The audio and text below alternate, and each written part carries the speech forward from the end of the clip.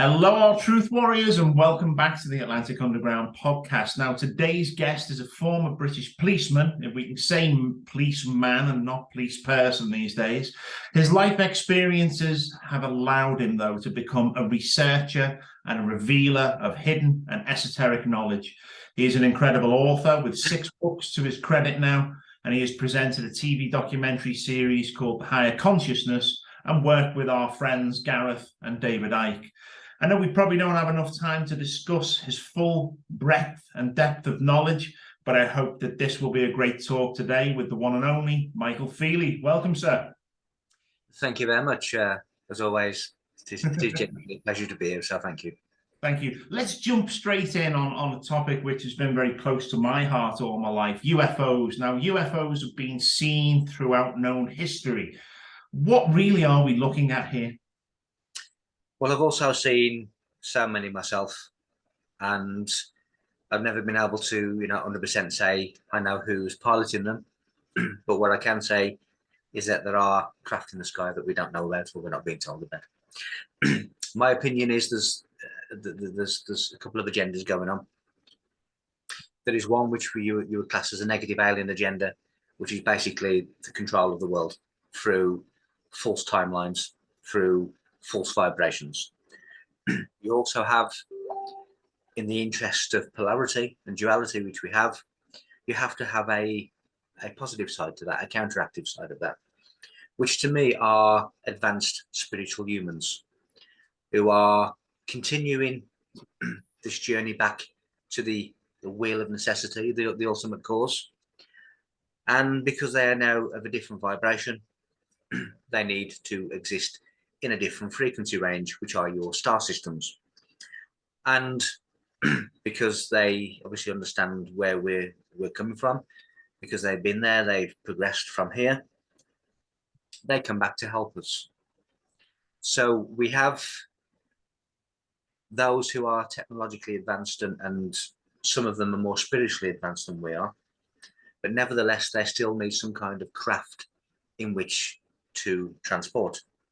You then have the ones that are higher still, who use themselves as their vessels.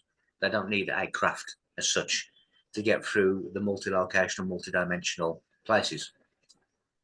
They sometimes have light bodies. They are, as I say, of a higher frequency, of a higher, shall we say, advancement than those who use craft.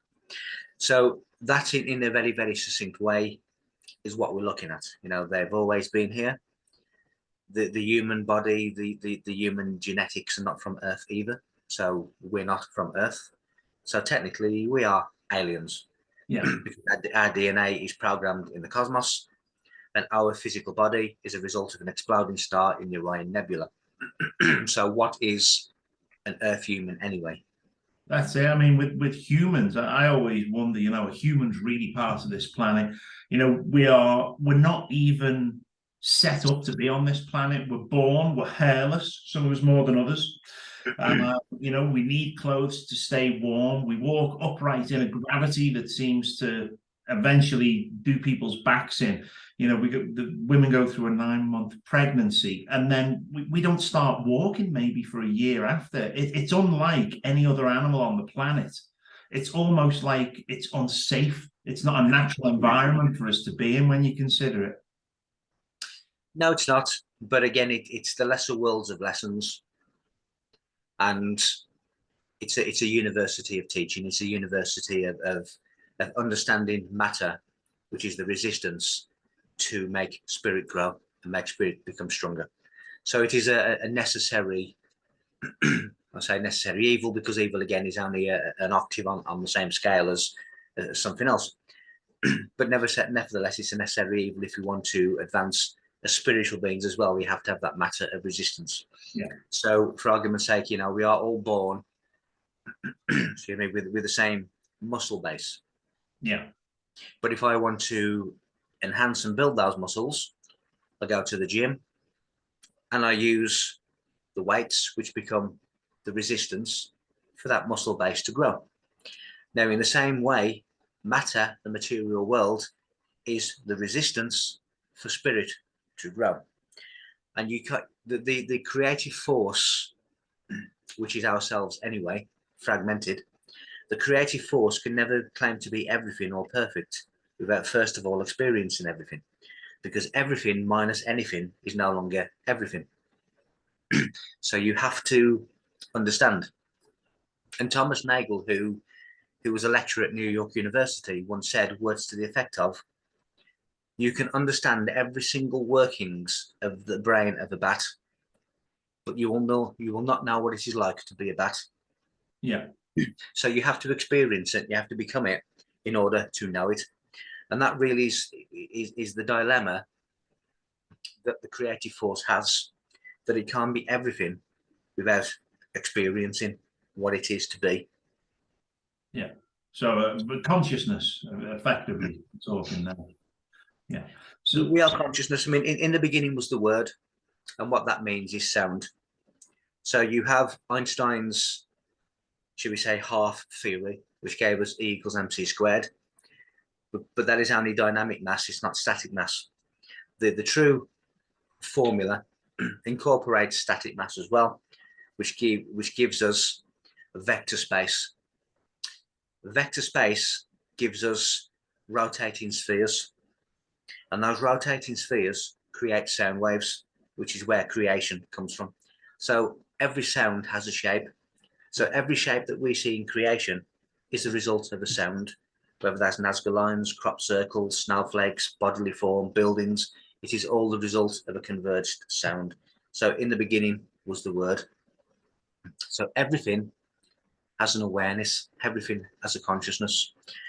In the same way, however, that in our body we have a universe, we have atoms, we have subatomic particles, we have extra dimensions inside them. We don't tend to think of them. We don't tend to realize that we have them. Yeah. In the same way, we are those atoms, we are those particles of the creative mind. And we need to reconnect to that mind. And it is biblically given to us as our Father who art in heaven. It is the universal consciousness that is referring to. So when we reconnect to that, we then boost our signal. We are no longer out of tune as a race of beings, and we can connect to the higher octaves, which again is your monoliths, your pyramids, your all of these things that are the tools to bypass negativity back into the positive higher worlds. Yeah, no, that's a good point. The one thing that really fascinated me for years and never really got to the bottom of it, you might be able to clarify this for me, is the three Cleopatra's needles. Now, they were taken from Egypt and placed into the three principalities, one being the Vatican, one being Washington, D.C., and one being the city of London. Now, they could have built replicas of these things, but for some reason, they had to bring them all the way from Egypt and rebuild them in these cities, which are untouchable by the laws of the lands that they reside in. What is the power behind these Cleopatra's needles, and why would they have put them into these, what we consider, in this modern age, powerhouses of religion, finance, and governance? What you have really is a world of cipher, and that can be bilateral cipher, literal cipher, pictorial cipher, etc., etc., which are basically different means of encrypting sacred information. Now, that also includes, when you look at pictorial cipher, it looks at the likes of hieroglyphs. Now, hieroglyphs really contain many, many mysteries, but you don't just get that from the pictures. You get that from the amount of stones on the wall, or the spread of the wings of the bird in flight. They give you a number that relate to letters that come together to form words. So it's a multi-pronged cipher. Even the height of towers, even the proportions and dimensions of buildings are a vibrational frequency. They are a vibrational cipher. Yeah. Now, the whole of the world is this encrypted, coded world to communicate with initiates, but to fool and confuse the uninitiated. and also to keep certain things away from the intolerance of the church, who would literally murder people for speaking as we are today, because it went against the scripture. They became heretics, and they were murdered for heresy, which simply means to choose, and they didn't choose the way of the church, so they were murdered. So the reason that you have these monoliths from certain sacred places is because you then have the inbuilt encrypted power of the dimensions of these ciphered relics. Now, the actual obelisk itself, people say, it is a phallus symbol, a phallic symbol. That's not entirely correct, because what it's relating to is the seed, the one, the cause. So it's the penis of the mind, the pineal gland, and it is our Father who connects to the universal consciousness, our knowledge that connects to the Heavenly Father. And that is what the obelisk really is. So it's not referring to the phallus, but it is referring to the phallus of the mind, which is the pineal gland, which is the aerial to the higher dimensions, the higher vibrations. But when you take the original buildings, or part of the original buildings, then you are bringing with it the secret knowledge of that of the dimensions, of the hieroglyphs, of different things. And of course, they are, full of encrypted messages. What we see, people can go to the theatre, people can go and see all of these wonderful plays, but how many people actually realise that when you go to Stratford-upon-Avon, for instance, and there's a certain playwright from that area, that is an encrypted word. In other words, we are being told that we must be our own spear shakers. Yes. Now, our not Shakespeare, but our spear shakers. Now, our spear shakers, the Holy Lance, is really the philosophical Hercules. Now, the pillar, or the pillars of Hercules, are the anterior columns of the fornix of the brain, which are the guardians of the gateway to the temple of wisdom, to the sphere of enlightenment, which is Golgotha, the mind. So when we start to understand this information, we access the temple of wisdom, which is the mind, the brain. Yeah. Whatever we look at in every aspect of our world, in every aspect of our society, there is a hidden language that is being spoken. And unless you understand that hidden language, you will never understand the monoliths, the monuments, the Bible, the Torah, all of these wonderful writings, the Holy Writ, that are at the deepest level, 7 levels in. The first 6 are the partial introduction to the story, and the 7th level is the completion. Yeah. Religions are looking at level 1. They're not even scratching the surface. But do you think that's by design? Do you think that's by design to allow people not to rise up to a level of where they would be able to master the full ability of what they can do? You see, the church, certainly the church now, is designed to keep people away from knowledge, to keep people away from the knowledge that the priests hold, because for one, they're not deemed worthy enough, and for 2, it is protected by its encryption. When you look at, for argument's sake, the tarot cards, tarot gives you Torah, gives you Rota, which is Rotary Club, and all of these different things. When you lay out the deck of the tarot cards, it is a story, it is a journey of discovery. And who is on this journey of discovery? It is the Fool of the tarot cards. The Fool is a new initiate starting out on his journey of discovery. Now, this sacred knowledge is often entrusted in the Fool. Now, in modern day playing decks, that becomes the Joker, etc., etc. It still contains the wisdom, but it undertakes that journey of discovery. But unless you understand the pictures, the distance between the pictures, what the pictures tell you, when you look at church statues or other figures of the ancient world, they point in a cryptic way to the beginning or the start of the ciphered message. They often hold instruments in their hand, which is telling the initiates what system they need to decipher the cipher. Yeah. So all of this is in hand positions and what they're carrying, the distance between different things. So it is there to hide a secret, sacred wisdom. And it is only meant for the chosen few. Yeah. It is really an achromatic cipher, which Yeah. is given orally to the chosen disciples. Now, around the world, we've got literally thousands of pyramids. Most are still undiscovered. They've been seen by using ground penetrating radar and other purposes. I was on the understanding that they were used for initiations and healing chambers using sound and vibration to allow people to almost have the out-of-body experience and go away and learn the knowledge that they were supposed to learn. What's your view on the true purpose of the pyramids all around the world, and are they all connected in some way to the ability for them to have been built in a very similar manner?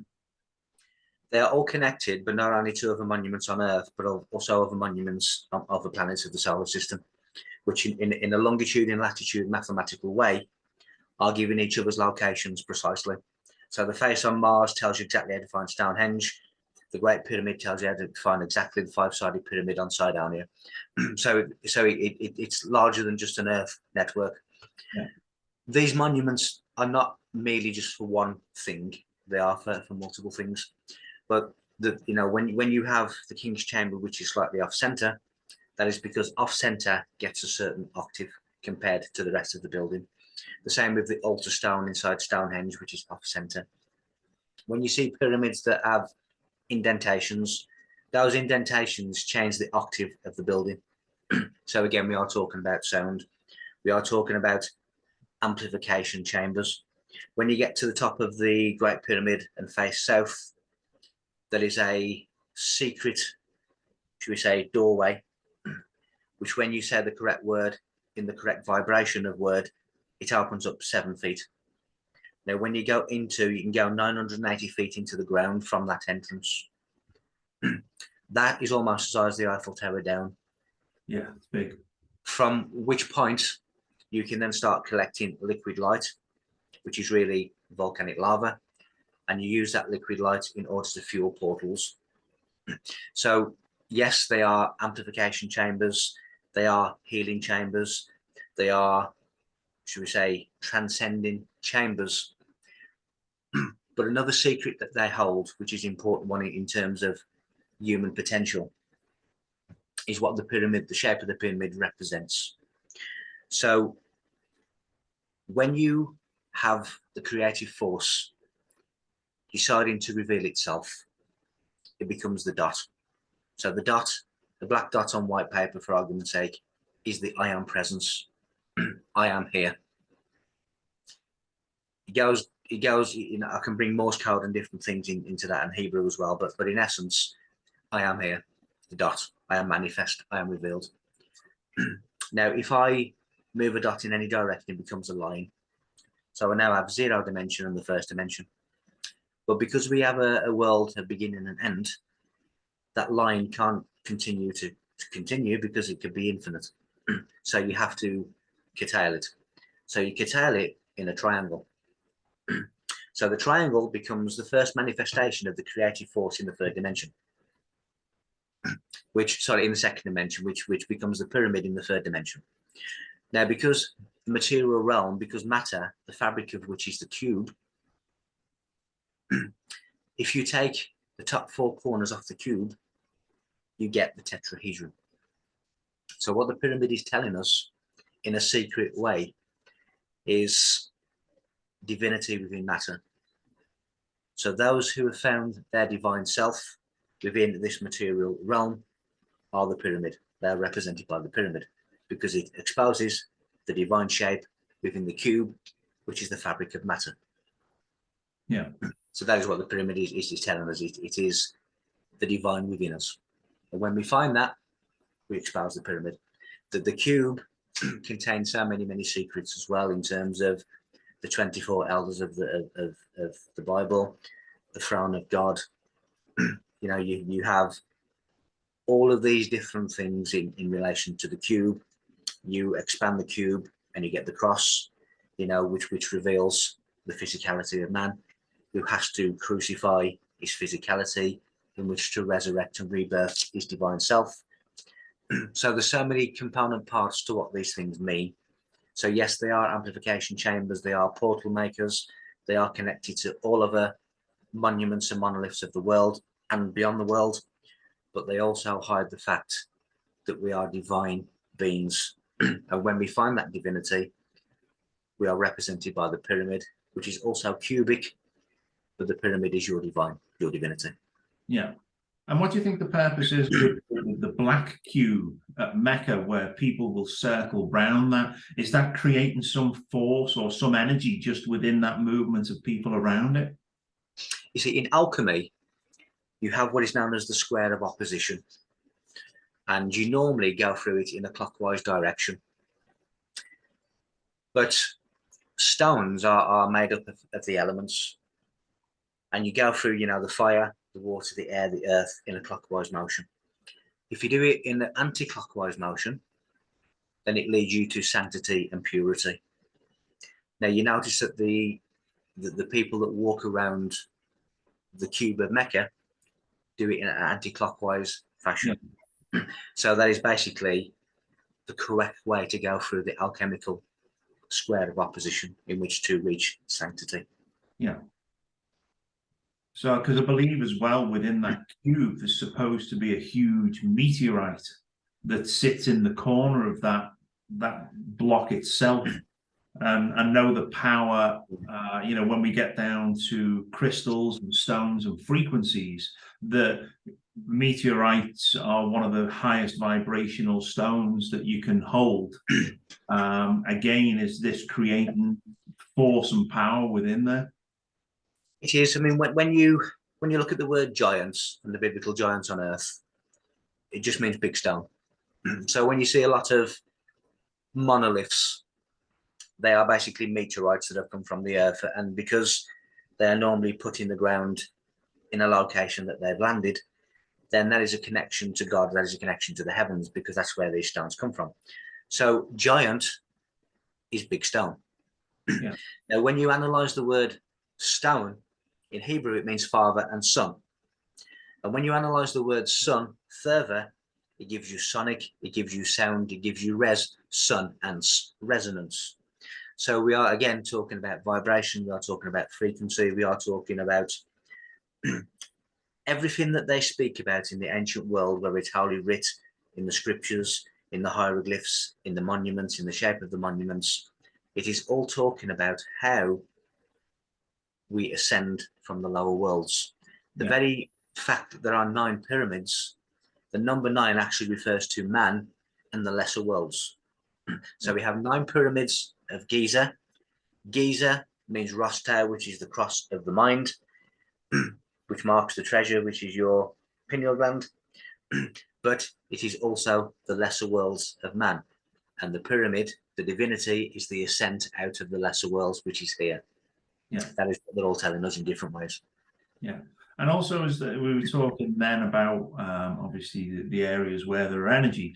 I believe you know, a lot of ancient sites, when we get into the things of ley lines and connected energy grids, that a lot of the ancient sites over the years are now where they have chosen to build churches. So a lot of the old churches are now built on original energy sites. And I often wondered as well, with a site that can be a connecting grid on the earth grid itself with all these energies, that to put a church on there, the one thing that always fascinated me, and again we can look back at the Cleopatra's Needles, is the majority of churches have a steeple, quite a pointed steeple. is this something, and I always, in my own mind, kind of broke it down to being with the people inside, with the energy that is underneath these churches, that these steeples could be some form of a transmitter receiver where the point itself is sending something up. Is there any background in that that would make sense to what I was thinking there? Yes, because any focus point is basically a concentration of energy, and they are all the very reason that they're crystalline is because they are transmitters and receivers. So when you start looking at the likes of spiritual buildings that are harnessing energy centers, we have across the world, some people call them ley lines, some people call them dragon lines.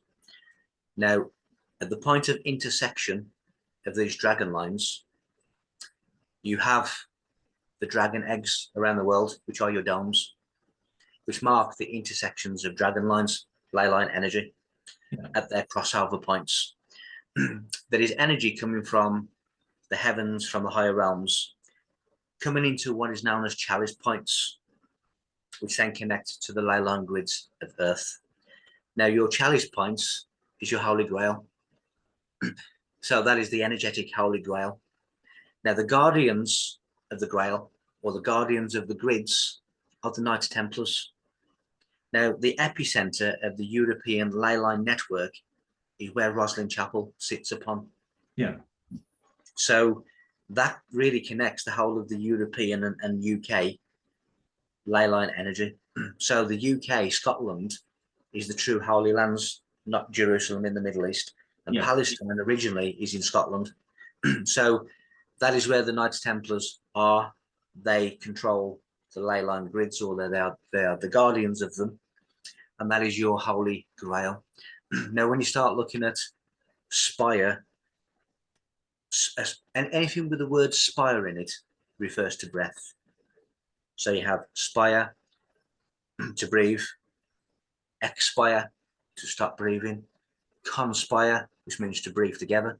So if you are a conspiracy theorist, you are breathing together in harmony. That's all. When you look at the word Jesus, the J-E means divine breath, and the S-U-S, the sus, means the circulation of breath. So Jesus is divine breath. That's all. Yeah. And the biblical God Yahweh, YH means to inhale, WH means to exhale. So Yahweh is not God, it is the breath of God. Give, to exhale, and you shall receive. Inhale. It is the connection between man and God. And the reason that the Sphinx has now knows is because it is telling us in the lesser worlds that we have disconnected from the Holy Spirit, which is the breath and the circular breath of God. Jesus, or Yahweh, we've disconnected ourselves from it. So all of these spiritual buildings are put at specific places to harness specific energy. And they knew where they were. And as I say, in modern day, they are marked by the domes, which are your dragon eggs. Yeah. Okay. So the work of Graham Hancock, he seems to be going against mainstream narratives of what people consider to be history, and he's kind of breaking things down to show that pyramids and areas like Göbekli Tepe are far older than what they actually are, and also to shed a different light on what these areas were used for. Not just, you know, the pyramids and places like that. There's lots of places that he's visited. What do you think of the work of Graham Hancock? Is he grasping a lot of what it truly is, or is there still a lot more that he needs to add to it to form the complete picture? There's always more to be added to it, because nobody has the full picture. Nobody will ever have the full picture. but we all sort of complement each other and have different pieces of the puzzle. So we together we can suss it, really. When you start looking at history, when I've looked at Egyptian star codes, I've been able to date the Great Pyramid at 73,440 years of age. So 73,000. 440 years of age. So I can blow the mainstream out the window. Yeah. Straight away. Now, that became the Hebrew lunar calendar, who the Hebrews then hid in the Dead Sea Scrolls, which was taken by the Knights Templar and hidden in Moslem Chapel. And I know where they've hidden them. I've worked it out. Now, when you look at the likes of the word arc in Egyptian, yeah, it means a circle or to encircle. So you have the likes of Stonehenge, which is a circle. You have the likes of Göbekli Tepe, which is a circle, which are Noah's Ark. Now, Noah's Ark, they were not referring to the floods of earth. They were talking about the celestial waters. yeah. Now, the lost city of Atlantis is in the sky, not on the earth. Now, within a precession of the equinox, which is 25,920 years, there will be 7 pole star changes. Now, when the one hands over to the other, the previous one is said to have been sunk in the celestial sea, in the celestial waters. So by the time that the 7th one has sunk, those are your 7 islands of Atlantis that have sunk into the celestial waters. That is where Atlantis is, in the air, in the sky. But these things are much older. Again, arc, circle, to encircle. The word church comes from the word circe, which means circle, which is the motion of God. Why do we walk in wedding ceremonies 2 by 2? Because the church is the ark. Right.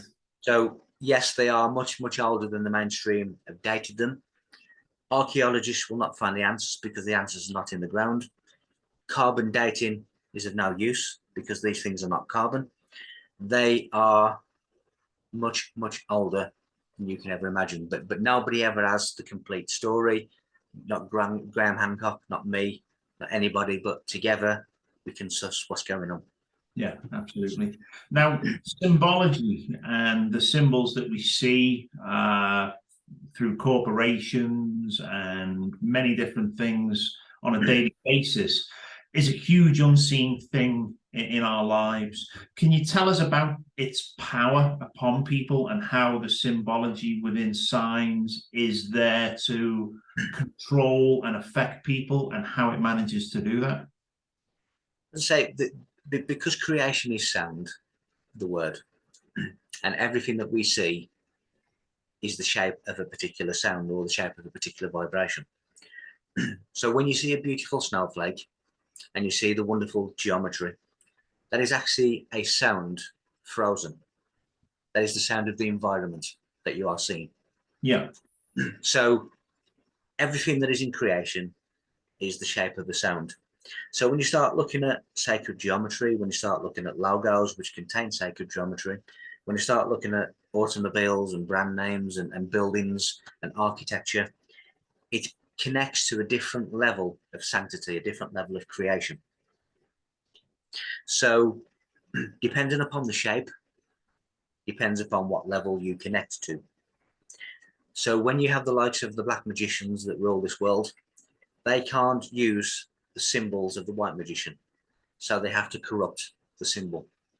And that is when you start getting inversion and you start getting things that, you know, the lines no longer connect. But it's the same shape, but they've done something with the shape to turn it into a different frequency. Yeah. To keep people in the false matrix, which is the low vibration that people tend to exist in at the moment. Yeah. So whether it's letters, I say, whether it's numbers, whether it's a shape, whether it's a picture, whatever it is, it relates to a particular harmony, particular sound.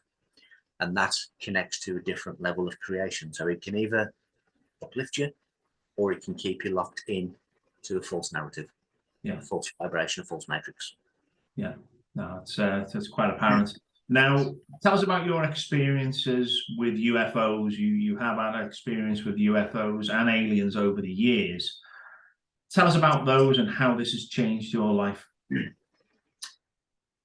Well, I was always open-minded, and even as a young child, I remember, you know, probably even 6 or 7 years of age, having real deep adult conversations with myself about, I'm in the wrong place. I've been dropped off on the wrong planet. I don't belong here. It doesn't make sense. It's completely insane. And of course, that turned out to be correct. But as a child, you don't have the science to back up what you're feeling. No. I used to watch the 10 Commandments with Charlton Heston and think, can this really happen? How can it happen? Did it happen? You know, again, this was the age of 6 and 7 and 8. But I was always open-minded, and I always realised that, you know, it's a bit ignorant to think that we are the only existence in this entire universe, multiverse, whatever. It's just crazy. So I was always open-minded, and when I started, you know, growing up and doing different things and going into the career that I'd always wanted to do, which was the police, I began to start being drip fed little bits of what you would deem paranormal, supernatural events that were now beginning to become more and more prominent in my life. And I began to see more and more and more.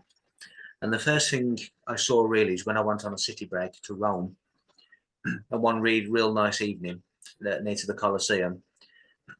My wife and I saw this strange thing in the sky that it started off, if you imagine, like the shape of a tornado, but it was in the sky. And we watched this, and then it changed shape into a circle. And then the circle changed shape into two spheres. And those spheres began to dance around the sky in some kind of control manner, to then go back to one sphere, to then disappear. And we watched this for about 4 or 5 minutes. And this looked like, what's that? But we didn't have an answer as to what that was. But nevertheless, we'd seen it. And then I began again in the company of others, company of my wife and others, and by myself, would then begin to see a multitude of things in the sky. I was on night duty in the same patrol car as her. And we were just driving up the road, and we looked into a beautiful sky, and all of a sudden we saw this thing appear in the sky that then stretched out almost like a portal or wormhole. And as we watched it extend, something popped out of the end of this portal, and it was a UFO. Now, the UFO continued across the sky fairly slow, and then the portal just dissipated and disappeared, but the UFO was still traveling. So basically, we'd seen something enter this reality through a wormhole portal. There were instances where we were driving on a Saturday afternoon around our local town, negotiating islands, and we both looked up at the sky, and there was 3 massive cigar-shaped UFOs in the sky, in different places in the sky, on a beautiful, bright blue Saturday afternoon. And you would expect it to be, you know, like a scene from Independence Day where cars have been dumped at the side of the road and you've got people looking up at the sky. There's no reaction from anyone. And we later realised, based on, you know, a greater understanding, that it was a frequency thing, because there's many different realities around us all the time.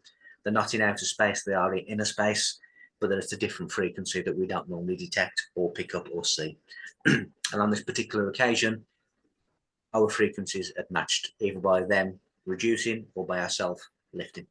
And we were able to see what is ordinarily invisible. There was instances where my wife and I and 2 friends were all independently mentally invited to a certain location. And anybody who's seen the movie Close Encounters of the Third Kind, this is what was happening to us. Yeah. And I said to my wife, we need to go to this place. I really got this feeling. She said, so have I. Let's ring up our friends who we normally go for walks with and see if they want to come. And we call them individually, and they say, yes, I really need to go there as well. And we arrange for the next night to go. From that point, I kept seeing mental images in my head of what I was going to see. If you imagine where we went, it's a place called the Clent Hills. It's about an hour or so drive from me. And it's at the top of the hills where in each direction there's a different county that merge at this hill. Wow. At the top of this hill, there are 4 crystalline monoliths. Now, there was 4 monoliths and there were 4 of us. And as we got there, and we all had the urge to go there, as we reached the monoliths, again, in an individual feeling message, we each had to stand at a different monolith each. And we all had to move, it was like a baseball home run, and we all had to go individually to the next monolith, and the next one, and the next one, until we actually got back to the original one that we'd stood by. And we all stood by a different monolith each. So basically, we were unlocking something. Now, the pictures that I'd seen in my mind the night before were me standing on top of this hill, and in every direction there were orbs of light coming towards the center of these 4 monoliths. Now, the day after, we're taking pictures of them, and that's exactly what happened.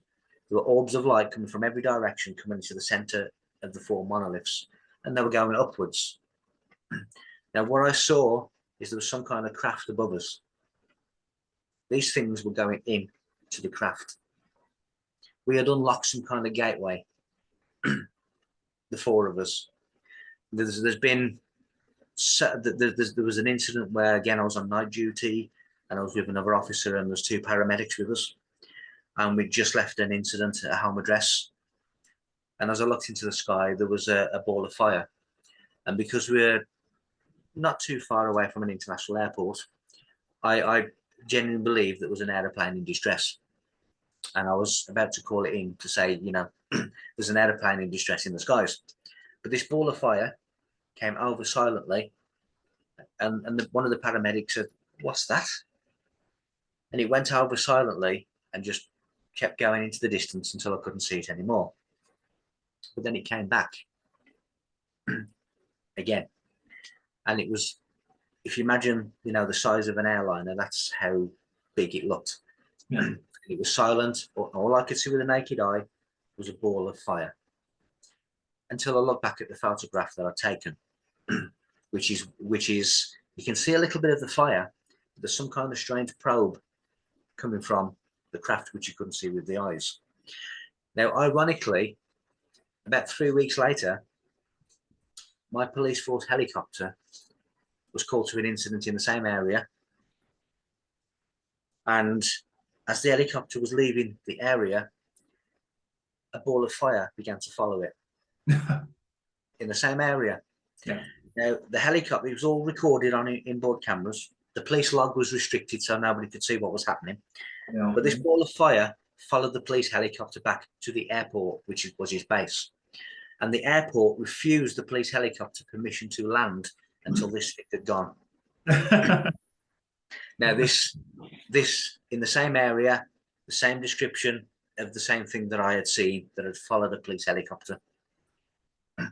There was another incident, I mean, a real prominent incident where, again, I was with my wife and friends at an event. It was a multidimensional event in Birmingham in the UK. And if you imagine the scene, there was the main street, then there was a door with a bell. Every time the door opened, the bell rang, and you'd walk into a small cafe area, which then led to another door, which led to the event arena. Now, inside the event arena, there were obviously a place at the front where the speakers were speaking. You had rows and rows and rows and rows of seats which were full, and around the seats you had stalls. So there was 2 entrances and exits, which was the one that led from the street to the cafe. Through the hall there was a fire door, but in order to get through the fire door, you would have to walk in between the seats where the audience were, or you'd have to walk in between 2 stalls to get out. Yeah. So my wife and my friend were in this cafe area, just having a break from the event because we were invited to the event. And all of a sudden, the door opened and the bell rang. And our friend, who had her back to the door, just froze and said, "Who's just walked in?" Now, this is just feelings. She hadn't seen anything. She said, "Who has walked in?" And what had walked in, I described as about 6'3", wearing some almost like a long coat, raincoat, wearing a suit. His hair was down to his shoulders, but it looked very old and grey, almost if you were to touch it, it would shatter. His eyes were completely black, and the skin over his face appeared stretched so tight that all of his cheekbones were like really, really sticking out and prominent. My stomach felt like a washing machine on fast spin. Now, this, whatever it was, walked into this cafe area. A dog began to bark. There were people in the cafe area that seemed to take no notice other than the dog.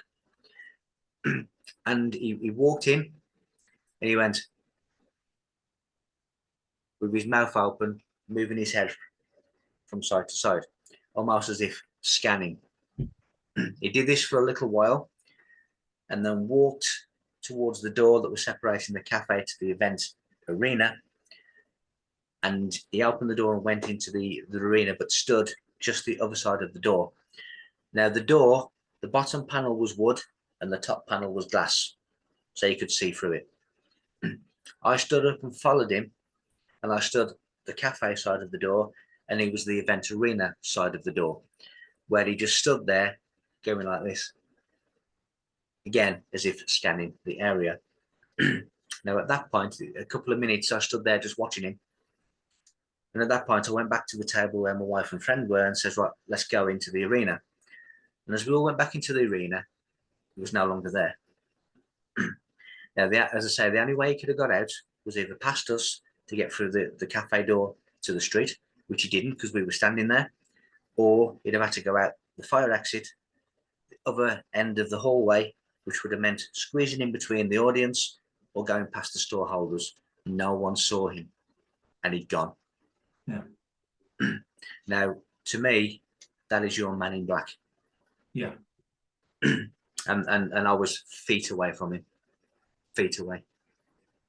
You know, and there's so many, again, paranormal, supernatural, UFO, dimensional portals. We've had dimensional portals opening up in black forestry, dense forestry at night, lights happening up in between trees that were so bright you couldn't look into them. There's just been so many things that literally it could be here all night, literally highlighting every single occurrence. Yeah. But in essence, there's things happening that we don't know. Yeah. Now, one thing that really does seem to appear a lot in my life is the sacred number 11, whether it be 1111 on the clocks or whatever. It's been a very powerful and prominent number that kept popping up. What do you see this number being? Why do we keep seeing this number 11? What's it there to instill within us? I've tried to work with it in regards to 111 hertz within frequencies for healing, for using the sound and sonics in that regards. But how do you perceive this? But when you look at the bent pyramid of Dashur in Egypt, it represents the number 11 because this is the hexagram and it is the pentagram. 5 plus 6 is 11. When you look at in mystic terms, you have the pentagram, which is the knowledge and the mastery of the elements, which are the 4 elements plus the ether. That is the number 5. Now, the mastery of the hexagram is planetary knowledge. So you have the 5 elemental knowledge and 6, which is planetary knowledge, the pentagram and the hexagram. 5 plus 6 is 11. So when you have a complete understanding of the material elemental world and the planetary world, then you become spiritually enlightened, which is the number 11. So basically, it's knowledge of the pentagram and the hexagram, which is the bent pyramid of Dashur, which is spiritual enlightenment. And that is what number 11 is. Yeah. And do you believe that there's any way of using frequency using 11, maybe 111 hertz, to promote this? Because I've heard that I think I was looking into the pyramid. Where was that? There was a pyramid in Europe which has been found to be good for healing. I think it's Bosnia, and that's an untouched pyramid, and they were talking about the frequencies of 111 hertz within these that promotes the healing of people. Could that also bring the vibration of people into a level where they are able to, reach an enlightenment point where they find connections that they wouldn't have normally had in a normal environment? Yes, because again, 111 is God as the Trinity, and the Trinity really relates to sound. Now, when you start looking at everything being a sound is a frequency, and every letter, every shape, every number emits a particular frequency. So numbers are also a sonic thing. When you look at, again, the likes of the altar stone of Stonehenge, and then you start looking at some of the Egyptian pictures where they're carrying a staff, there is something called a was scepter, which is spelled W-A-S, for those who wish to look it up. The was scepter, have a look at the bottom of the was scepter, you'll see a tuning fork. And what the masters of sound used to do with that is they used to hit the stones, which used to reverberate up the body of the person lying on them, and it would balance them, give them equilibrium, and it would activate their third eye. That was a frequency through stone, through a vibration. Every single number, everything in creation has a particular frequency. And if you match it, you can go to different dimensions, you can go to different timelines, you can go to different planets. You can do this by aligning yourself to a particular frequency. Yeah. And numbers are significant. You know, the number 3, as Nikola Tesla would tell you, is significant. You know, he wouldn't go into a hotel unless he'd walked around the hotel 3 times. He wouldn't go into a hotel room unless the number was 3 or divisible by 3, because he understood that certain numbers have certain pinnacle meaning and benefit. So absolutely. And that's it. I mean, Nikola Tesla said 369 is the key to the universe. So I never really grasped what it was in regards to the numbers. You know, people say that the repetitive use of these numbers and continually saying 369 or writing it down has the ability to manifest certain things. Now, what do you see 369 meaning in regards to what Tesla was trying to tell people? When you look at vortex mathematics, which is base 10 mathematics, so it's really 0 to 9. 3, 6, and 9 are not part of the third dimension. They are other dimensional numbers. And they tend to control the other numbers between 0 and 9 on a different grid.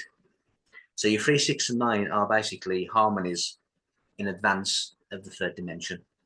They also relate to mathematical pi in terms of light, in terms of organic, in terms of pi as an equation. And pi also gives us the circle, which is the motion of God.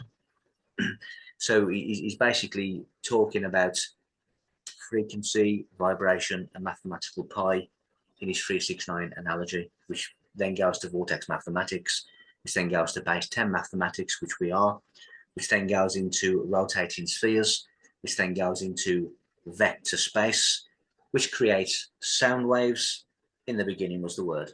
We're going very, very, very, very much into the essence and the epicenter of creation. Yeah.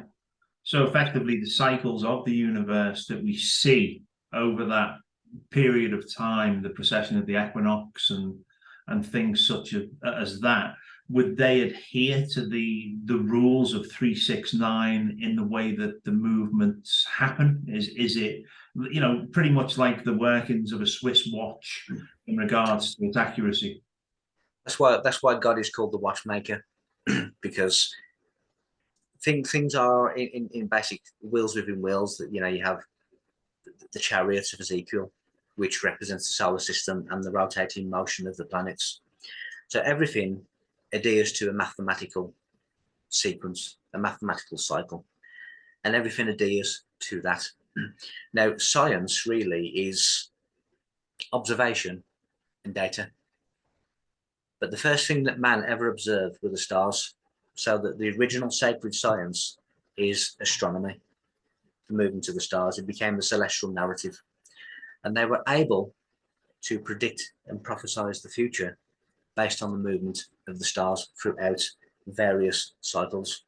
So if you were to go, you know, you were a pharaoh or a priest or a high priest, and you went to your people and you said, for argument's sake, in June and July this year, the waters of the Nile shall rise and your crops will be fertilized.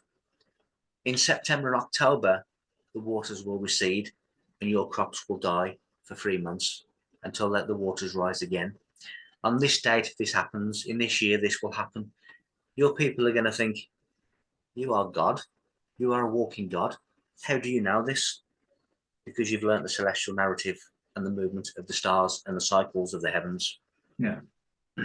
That fits into the precession of the equinox, which is really the end of the precession of the equinox is what the Bible calls Judgment Day.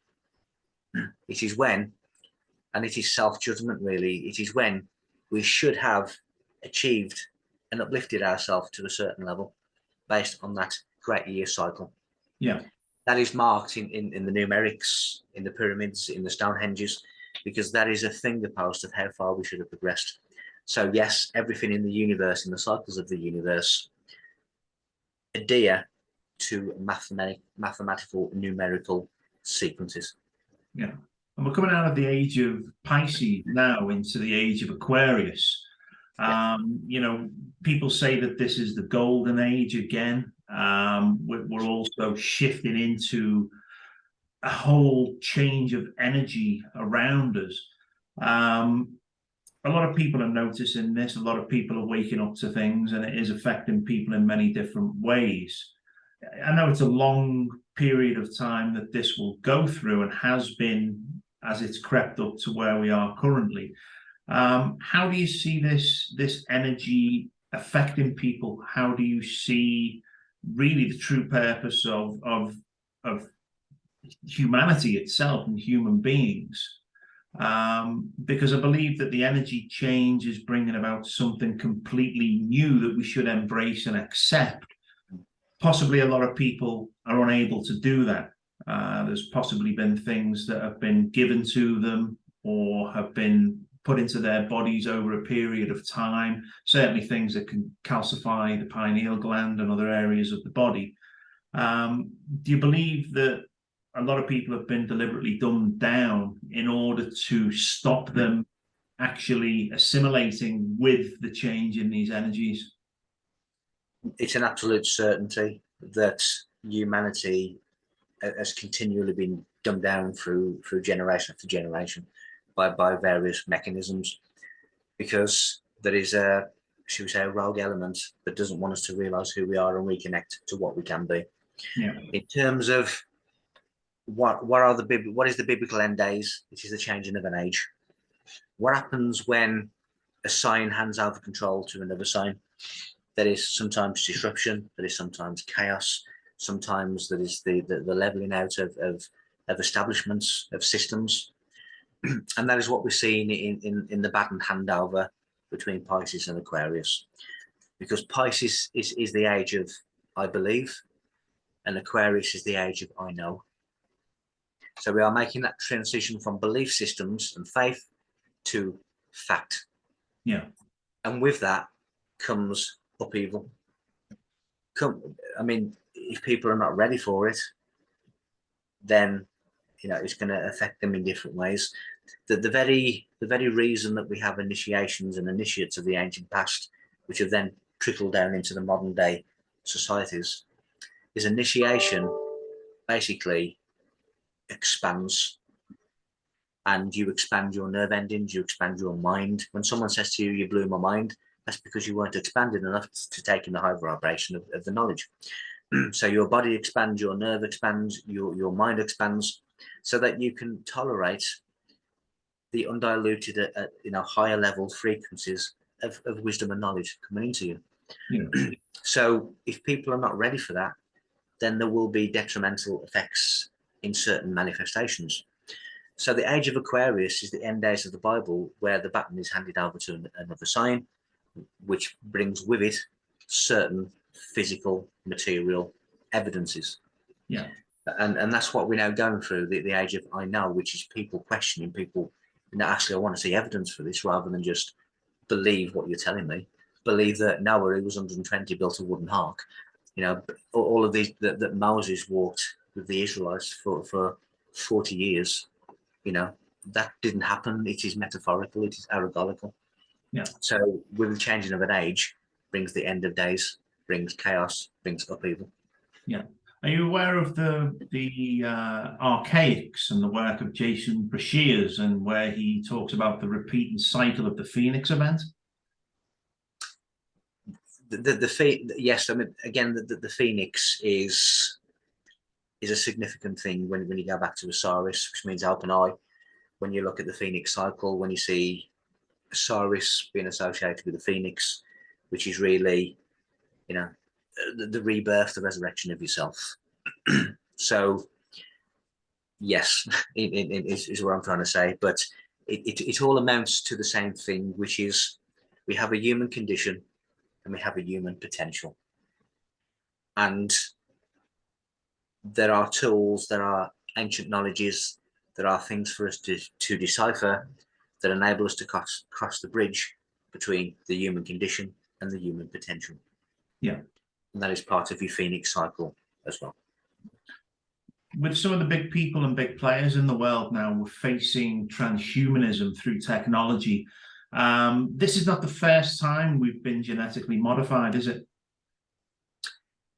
We've been tampered with potentially in many different ways. You know, you have many ancient stories, such as the Anunnaki story, which I do not subscribe to, where human DNA has been tinkered in some way. What you can ascertain is that we have been limited, and that involves genetic limitation. That involves spiritual, mental, physical, knowledge, wisdom, limitation. And, you know, we have been dumbed down in many ways. We have been shut down in many ways. So it is not the first time allegedly that we've been tinkered with. It probably won't be the last time. But what I will say to you is that when I've looked at secret writings inside the Great Pyramid, there is a year that is specifically mentioned, which is 2001 AD. 2001 AD marked the beginning of the 17th 360-year cycle of Egyptian star codes. In other words, that meant the re-emergence of time capsule knowledge to be re-emerged into the world. This is something we have already won. This is something that has already happened and they have lost. So we are still acting out the movie, but the end credits in a different timeline are already beginning to show. So don't worry. Don't worry. And could a certain event in 2001, which is globally known, have been something that was deliberately done to create shock in the world at that time, to maybe knock something off its pathway?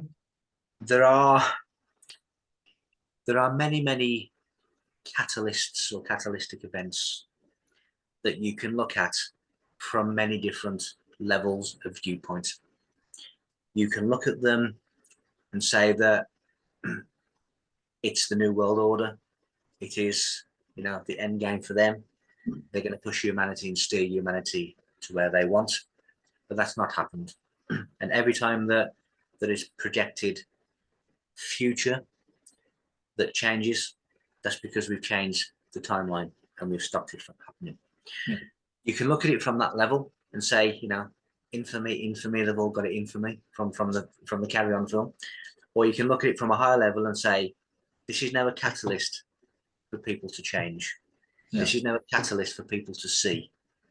It is the same with COVID. It is the same with 7/7. It is the same with that event in 2001. Depending upon what level you look at it, depends upon what answer you will get. Yeah.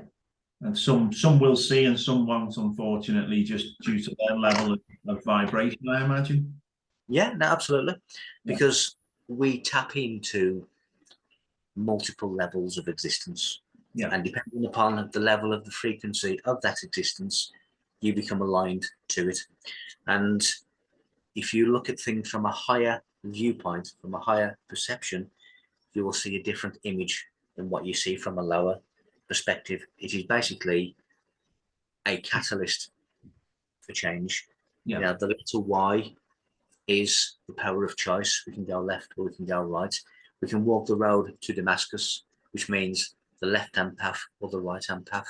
We can look at it as everyone's going to get us, or we can look at it as an opportunity for us to change, because life is an initiation. Yeah. It is no longer done in the temples and in the pyramids. It is done in the crossroads and the decisions of life. And these catalysts are your crossroads.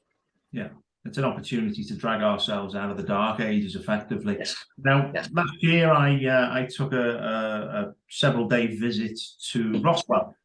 And while I was there, I did a lot of research, looked at a lot of the archives within the museum, and that was just incredible. But I did go to a lecture at the planetarium in regards to CERN, and I was hoping to come up with, you know, some answers about CERN that I pondered for some time. Unfortunately, it was a PR piece, and it told a very good story about the fact that they were just trying to find dark matter, and this was the whole purpose of it. I still get a deep-rooted feeling that this isn't the purpose for CERN. What do you think the true use of this facility is? When you look at what is known in legal terms as a modus operandi, in other words, it is Latin for method. Now, when I was in the police, if I went, for argument's sake, an example, a burglary, and the person who committed the burglary had entered the building a certain way, they'd searched the bedrooms and the kitchen and the living room a certain way in a certain order. That is a method that they always imply for every burglary that they do. Yes. So it becomes their modus operandi. So you can go to one and say, they went up the drain pipe, they searched the bedroom first, and they went to the kitchen, then they went to the living room. This is who it is. It's Johnny Briggs. And now he has done this burglary because that's his modus operandi. That's his method. In the same way is when you have an understanding of the so-called rulers of this world and their modus operandi, then things become a little bit more clearer. Now, when you understand that in secret meetings, in secret rituals, they create and evoke negative astral entities that they interact with, which we are then stuck with because they are now created and we're now stuck with them in our world. Yeah. When you look at the magic circle of magicians, when you look at the various shapes like the triangle, the square, the circle, the magic circle, which are safe spaces for these entities to be evoked into this world. Yeah. Where I am going towards is my opinion that part of the reason for CERN is to open gateways, universal gateways, to allow things to come in that they think they have control over, but they don't. Yeah. And I think part of CERN is to open the fabric of the universe. Yeah, I know that they have Shiva outside as a huge symbol, and I know that the opening ceremony to the opening of CERN as well was pretty demonic. Looking at it, the way that it was done, and I think those are two very telltale signs of what it actually is in use for. Yeah, like we need more bad things around us, but I understand that, you know, well, it's a control mechanism in that regards. What I will say again is Latin, which is in hoc signo vinces, which means in this sign thou shalt conquer. Signs and symbols tell you something. Yeah. When you open sacred books and you see hidden symbols in the watermarks or hidden symbols in the cover, or you know, the number 138, which means pay close attention in cipher. So you know that page 138 has some information for you if you understand it. Yeah. The people who know how to read the symbols know exactly what the symbols mean. Yeah. And these symbols are there as a means of communication between those who know, but they are telling you something. They are evoking certain energies in. Yeah. Now, when we have gods, when we speak of gods, when we speak their name, when we utter their name, we are ignorantly and unknowingly using a magic formula. It is part of a sacred alphabet, and we don't know what we're doing. Yeah, we are evoking things in the different levels of reality by uttering certain words by certain names. Yeah. And the deities that people are worshipping as gods, they are worshipping magic formulas. Yeah. You know, and all of this is the modus operandi of the black magic world we live in, where they are evoking these things in to assist them. Yeah. And that then gives us a problem.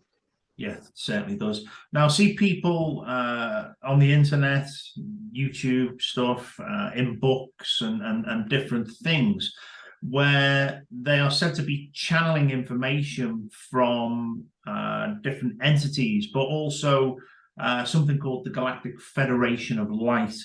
I really don't know what to make of this. How real is this information? What do you think they are actually in contact with? You see that when we have a thought, when we have an idea, we are often utterly convinced that it is our thought and it is our idea. Yeah. Yes, many thoughts come from the world of ideas that we tap into and think it's ours. What a great idea that was. What a great invention that is. But it's come from a different place. Yeah. The Galactic Federation of Light, to me, are false light. And they are putting information into the minds of so-called channelers, where some of it's going to be true and some of it's going to be not true. But when you mix it together, you can't taste the ingredients. You get, you know, you put it into the NutriBullet and you haven't got a clue what it is. So some of it's true, some of it isn't.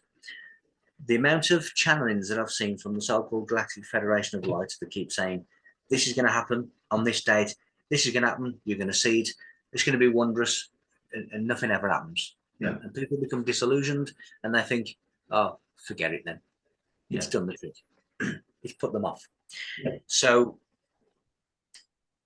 by all means, if you want to listen to the channelings, listen to them, but be aware that not even the channeler of the message can tell you where it's coming from. Yeah. They can tell you who they claim to be. Yes. But they don't know who it is. Yeah. So beware. So it's pretty much as dangerous as using a Ouija board then. Yes. Yeah, because people don't know what they're actually contacting. It could be, you know, demonic. It could be anything in that regards. You don't have the first clue as to what it genuinely is. Yeah. I mean, you know, there are, of course, there are messages coming in. You know, I get information of a sacred nature. I get information in dreams. I get words. I get images. I get information.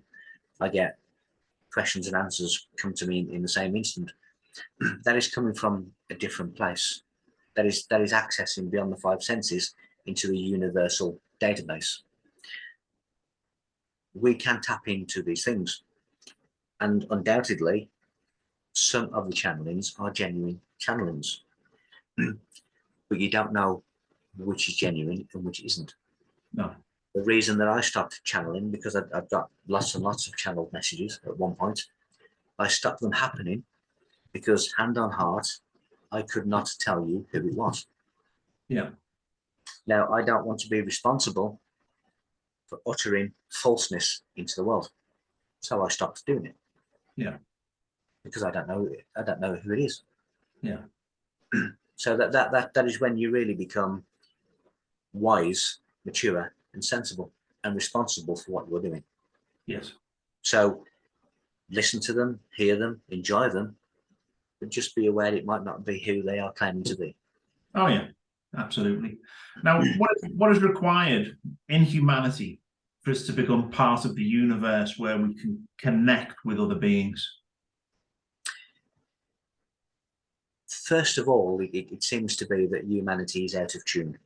So if you imagine that the frequency of the highest heavens, now the lowest vibration of the highest heavens is our sun, and the lowest vibration and frequency of our sun is the earth. So between the earth and the higher heavens, there is a double octave, which is an extremity. So in other words, we are the furthest part of the scale away from the highest frequencies as we can be. And as a result, humanity is out of tune. So what we have to do is we have to retune ourselves. And we have to get back onto the scale of the octaves that take us to the cosmic Christ, which is the sun, which takes us to the Father, which is the heavenly consciousness through vibration. So anything that makes us happy, anything that brings us joy, we should be doing, because those things are of a higher vibration. And the very reason that everything that is given to us in life is negative is preventing us from reaching that higher level. Yeah. You know, the news, the way everything is designed to stop us reconnecting to the higher octaves. And so that's what we have to do. We have to retune ourselves, and we have to do things that we enjoy doing as much as we possibly can in adverse conditions. When you do that, you reconnect. If you want to go to the fifth dimension, you match the frequency of the fifth dimension. You don't have to go anywhere, like the New Age tell you. You can do that from here. Yeah. You just align yourself to a different frequency. You can change timelines by aligning yourself to the frequency. And if you wish to stay there, you maintain the frequency that got you there, and then you stay there. You're no longer here in this false matrix. Yeah. But of course, if they can keep people in the vibration level that keeps them in the false matrix, they're going to keep them there. Yeah. And the more and more people that begin to raise themselves, the more people begin to jump ship onto another timeline. Time speeding up is an example of that, the quickening. Now, if you imagine that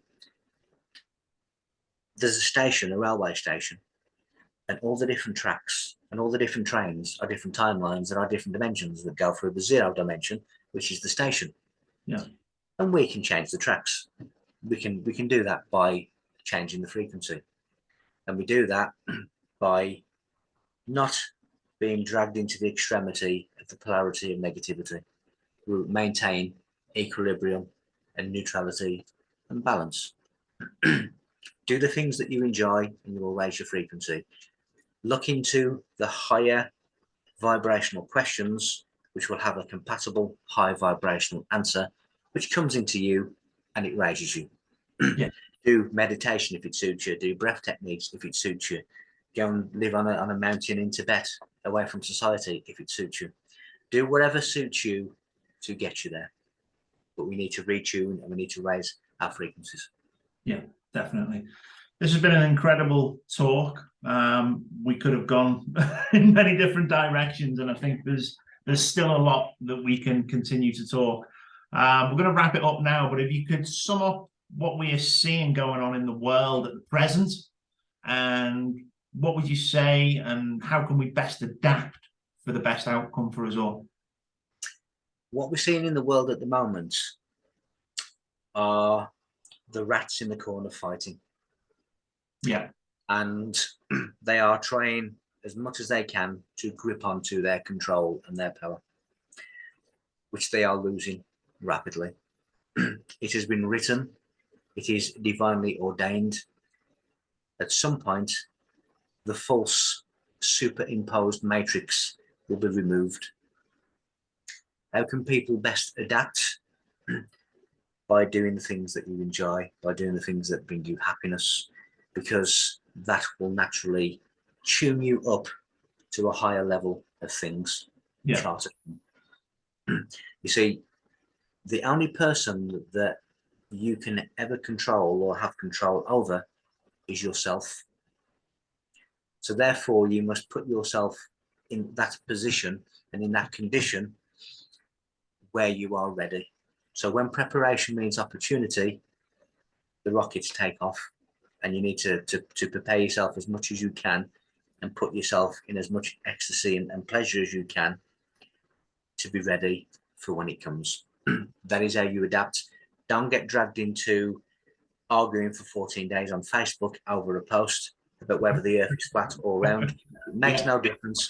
Just avoid it, nip in, educate yourself, but come back to a place of non-duality, which is neutrality, and that will serve you well.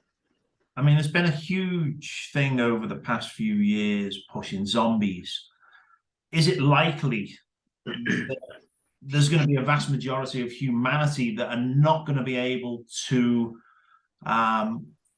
climb to the frequencies and adapt to the frequencies and the energy changes that are coming? And in their low vibrational state, they are literally going to become the zombies on the planet that are going to walk around just not knowing what's going on. And could this be the final destruction of many people on the planet that are unable to elevate themselves to that level?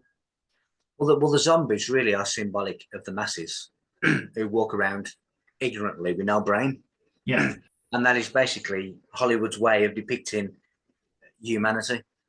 And, you know, the mystics have a saying that continue to drink beer and watch football and you will have another turn on the merry-go-round.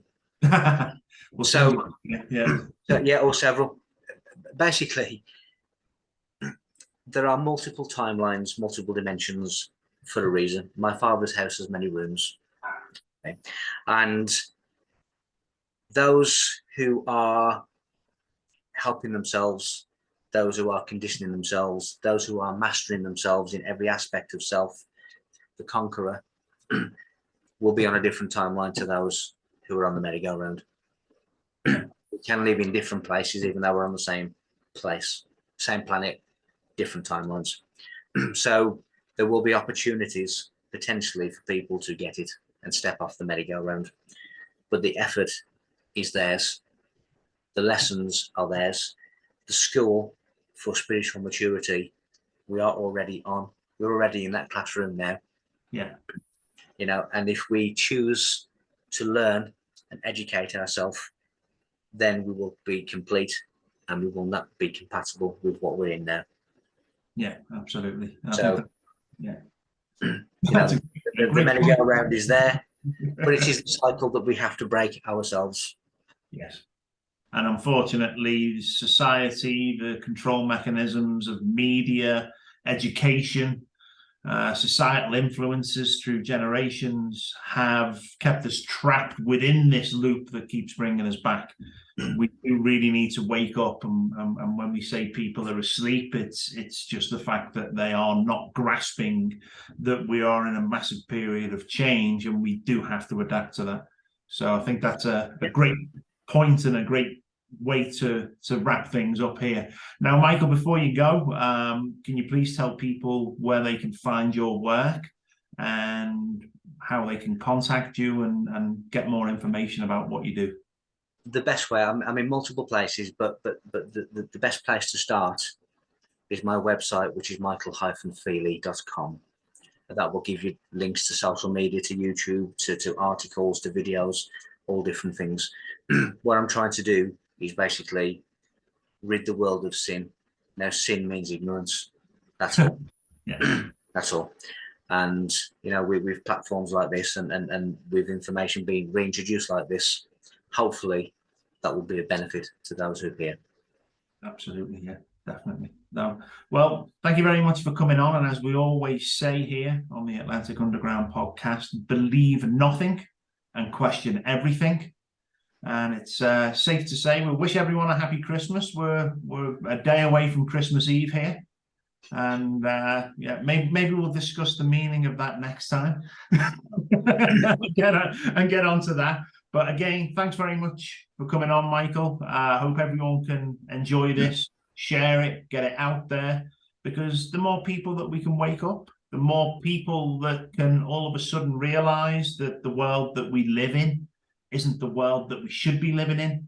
We can certainly together start making the changes, and those changes will bring about a great future for humanity, and people can actually reach their true potential. So thank you very much, Micheal. It's been a pleasure, and hopefully we'll catch up with you soon and we'll do a follow-up, and there'll be a lot more questions and a lot more things that we can talk about. But this has been incredible. So thank you very much.